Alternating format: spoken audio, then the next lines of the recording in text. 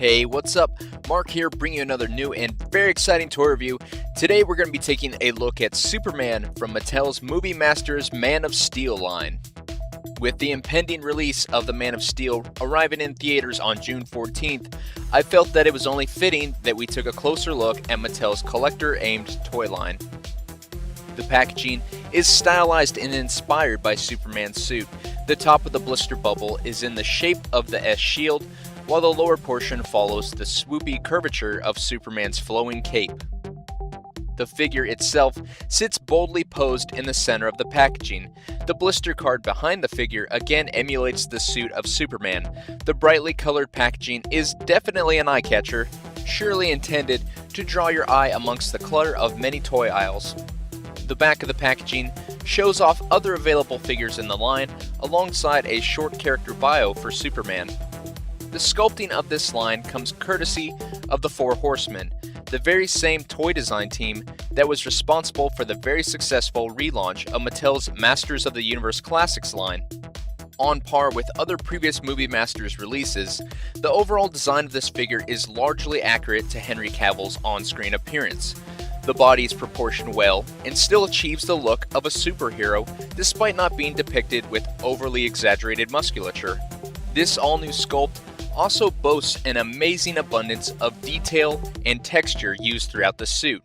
The scaling seems to be ever present throughout a large majority of the suit, while still retaining a defined yet subtle quality to it. The cape is a separate piece, but it is not removable. It is made from a softer, more pliable sort of plastic and comes attached at the tops of the shoulders and back. On a particularly interesting downside, the length of the cape seems to slightly inhibit the ability for Superman to achieve any pose where his knees would be bent. Despite the flexibility from the cape, it still wants to push Superman back into a standing position. The figure is primarily molded in the same rich blue color as the suit. The paint application is comprised of deep hues of red and blue. The raised design along Superman's wrists, hips, and chest emblem has also been accented well through a blend of metallic gold and steel gray.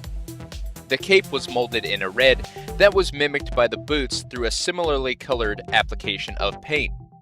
The shading along the inset ruffling of the cape and suit looks amazing, helping portray shadows, ultimately adding another layer of depth to the sculpt.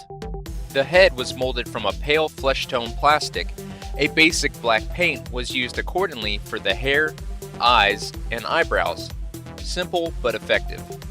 I'm not entirely sure if the color wash along the lower face was intended to resemble a slight 5 o'clock shadow or provide definition in the cheekbones. This sort of detail could have potentially caused a negative impact had it gone overboard, but I think it suits the figure very well. I like it. Superman's articulation closely follows that of Mattel's Batman series Movie Masters. He features a ball-jointed neck,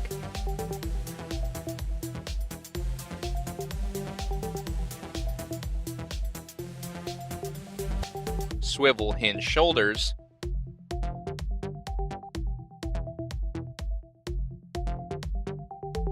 swivel biceps, hinged elbows, swivel wrists, a swiveled waist, swivel hinge hips,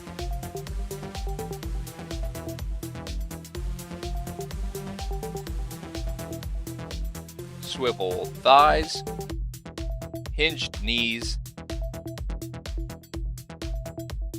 and hinged ankles.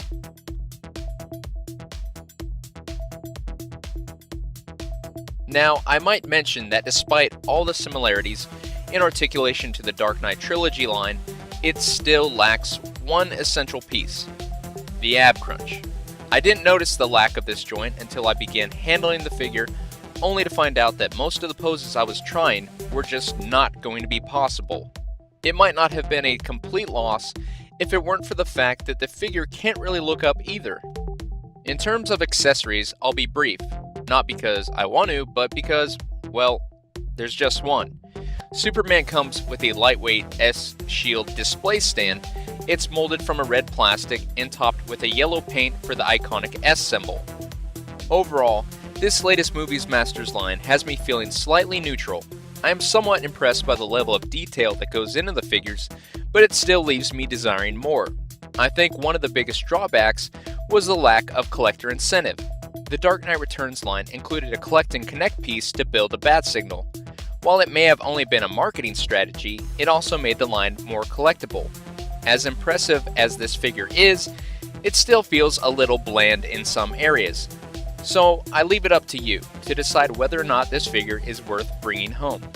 I invite you all to post how you feel about this figure in the comments below. For more great toy reviews, be sure to like, comment, and subscribe to us here on YouTube. I'm Mark, and this has been another Way Cool review.